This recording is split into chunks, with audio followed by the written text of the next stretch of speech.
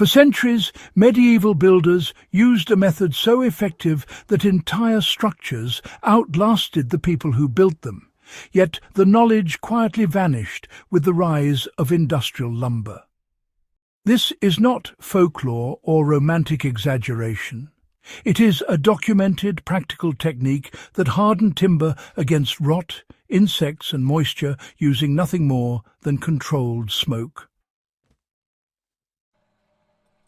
In the beginning, there was a remarkable approach to woodworking that honestly most of us have forgotten. The secret lay in how timber was treated before it ever became part of a building.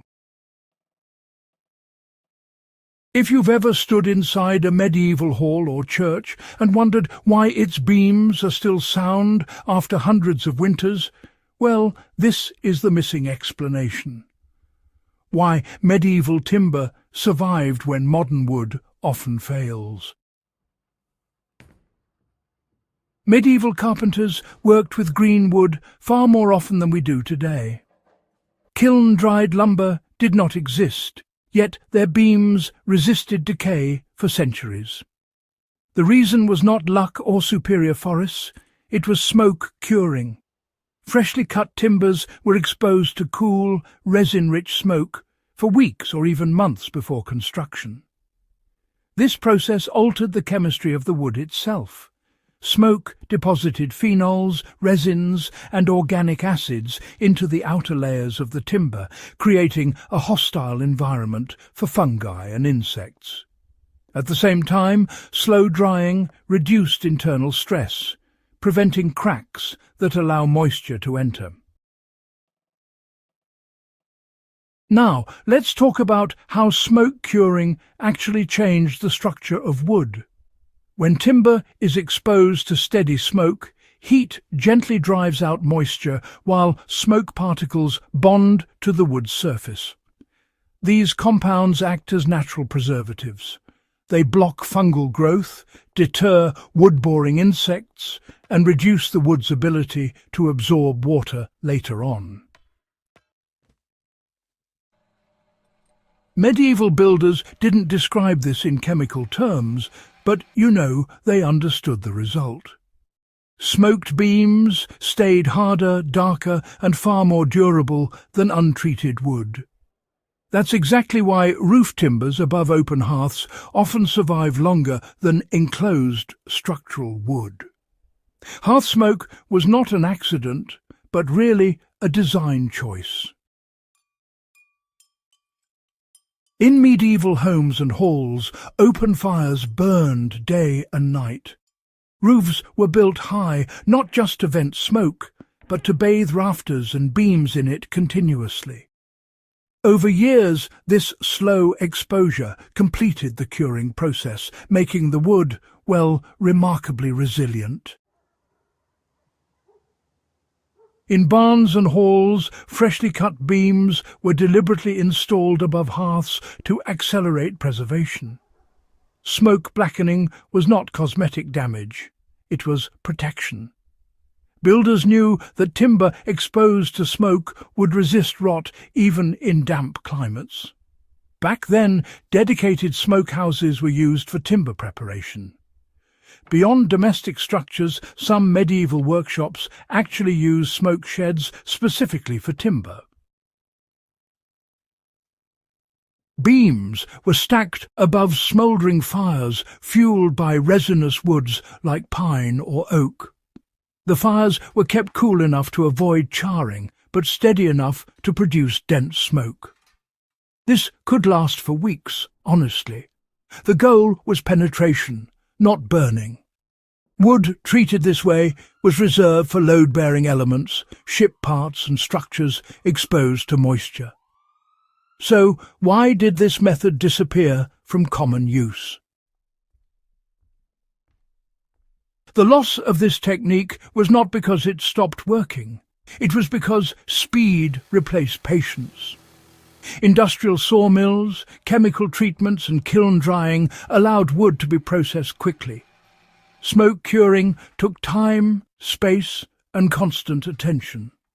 As buildings became disposable and repair cycles shortened, longevity stopped being the goal. The knowledge faded, surviving only indirectly in smoke-blackened medieval roofs and a few traditional crafts. But you can still apply the medieval timber smoke trick today. This method is still usable with simple tools. Start with green or partially dried wood. Build a small smoke chamber using a shed, pit, or enclosed frame. Use a low fire fueled by hardwood or resinous softwood. The fire should smoulder, not flame. Place timber above the smoke path, not directly overheat. Maintain airflow to prevent condensation.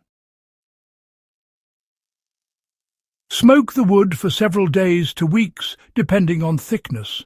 The surface will darken and develop a distinct smell, a sign that protective compounds are bonding. Why this technique is valuable for survival and off-grid building. Smoked timber requires no chemicals, no electricity, and no specialized equipment. It produces wood that resists insects, mold, and moisture naturally. For cabins, sheds, fencing, or tool handles, this method dramatically increases lifespan. In survival conditions, where replacement materials are scarce, durability is security. Medieval builders understood that prevention mattered more than repair. How smoke curing compares to modern treatments. Unlike pressure-treated lumber, smoked timber does not leach toxins into soil or water. It remains breathable while still resistant to decay. Repairs can be made without protective gear. While it may not replace industrial treatments for every application, it excels where simplicity and sustainability matter. Medieval builders trusted it for centuries because it worked consistently. Why understanding this method changes how we view medieval intelligence. This was not superstition or accident. It was observation refined over generations.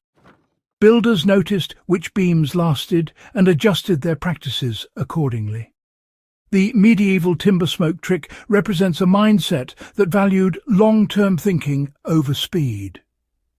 It reminds us that advanced knowledge does not always look modern.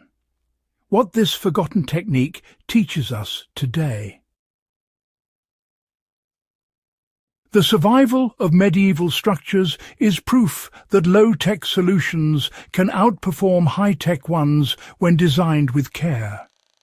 Smoke-cured timber stands as a lesson in patience, material understanding, and respect for natural processes. It is a reminder that some of the most effective technologies were born from necessity, not convenience. If you found this exploration valuable and want more lost knowledge brought back into the light, subscribe to In the Beginning. Share this video with fellow history and survival enthusiasts, and help keep these centuries-old techniques alive by understanding and using them where they still matter.